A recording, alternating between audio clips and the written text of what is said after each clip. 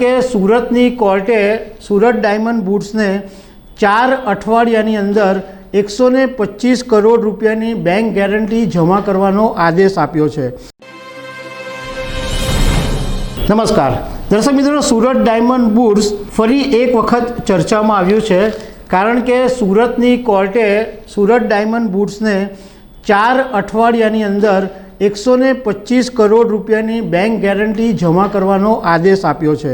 અને કોર્ટે એમ પણ કીધું છે કે જ્યાં સુધી બેંક ગેરંટી જમા નહીં થાય ત્યાં સુધી સુરત ડાયમંડ બુટ્સ કોઈપણ ઓફિસ કે પ્રોપર્ટીની હરાજી કરી શકશે નહીં।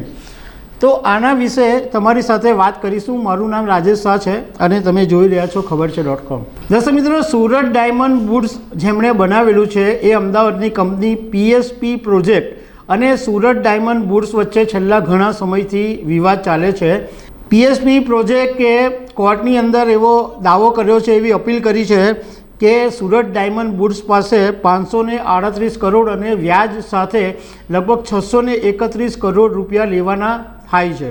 તમને યાદ હશે કે જ્યારે 17 ડિસેમ્બર 2023ના દિવસે પ્રધાનમંત્રી નરેન્દ્ર મોદી જ્યારે સુરત ડાયમંડ બુટ્સનું ઉદ્ઘાટન કરવા આવવાના હતા એ પહેલાં જ આ વિવાદ સામે આવ્યો હતો, પરંતુ સુરત ડાયમંડ બુટ્સના હોદ્દેદારોએ એ વખતે હાઈકોર્ટની અંદર જઈ અને અરજી કરી હતી અને આ જે કેસ હતો એની પર તે વખતે એ લોકો સ્ટે લઈને આવ્યા હતા। એટલે થોડો સમય સુધી આ મામલો હતો એ શાંત પડી ગયો હતો, પરંતુ હવે અત્યારે સુરતની કોર્ટે સુરત ડાયમંડ બુટ્સને કીધું છે કે તમારે 4 અઠવાડિયાની અંદર 125 કરોડ રૂપિયાની બેંક ગેરંટી જમા કરાવવાની છે।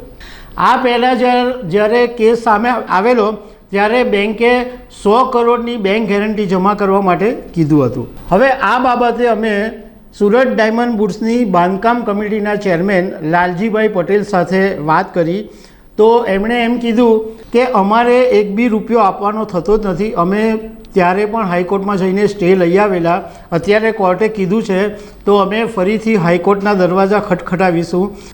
જ્યારે પણ PSP પ્રોજેક્ટે અમને કોઈ પણ બાબતે ઈમેલ કર્યા છે તો અમે દરેક વખત એનો જવાબ આપ્યો છે અને અમારી જે લીગલ ટીમ છે એની સાથે અમારી સતત ચર્ચા ચાલે છે।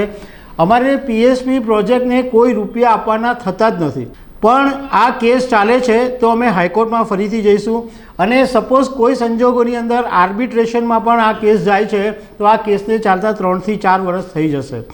અમે છેલ્લે સુધી લડત આપીશું, કારણ કે અમને ખબર છે કે અમારે એને કોઈ રૂપિયા આપવાના થતા નથી। જે છેલ્લા કામના જે થોડા ઘણા બાકી છે એ પૈસા અમે એમને આપવાનું ઓલરેડી કીધેલું જ છે।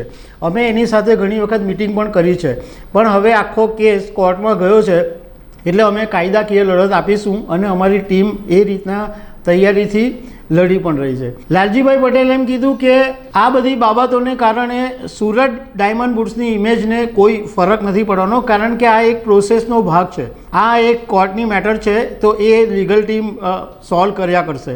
બાકી સુરત ડાયમંડ બુટ્સ કે એના કામકાજને આને કારણે કોઈ અસર પડવાની નથી।